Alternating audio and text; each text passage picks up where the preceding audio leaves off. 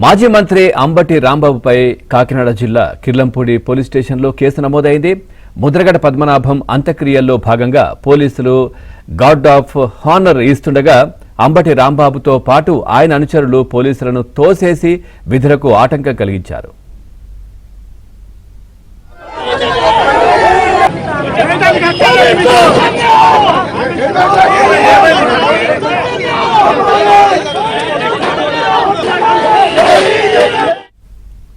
ఉన్నతాధికారుల ముందే అంబటి రాంబాబు ఉద్దేశపూర్వకంగా తోసివేశారంటూ పలువురు కానిస్టేబుళ్లు కిర్లంపూడి పోలీసులకు లిఖిత పూర్వకంగా ఫిర్యాదు చేశారు. దీంతో అంబటితో పాటు ఆయన అనుచరులపై పలు సెక్షన్ల కింద కేసులు నమోదు చేశారు.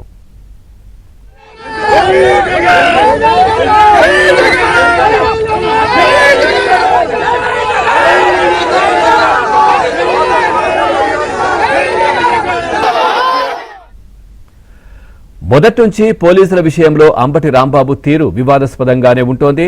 పోలీసుల విధులకు ఆటంకం కలిగించడం, వారిపై దాడి చేయడం పరిపాటిగా మారిందనే విమర్శలు వస్తున్నాయి. ఇక ఇప్పటికే పోలీసులపై దాడులు చేసిన ఘటనలో అంబటిపై కేసులు నమోదయ్యాయి.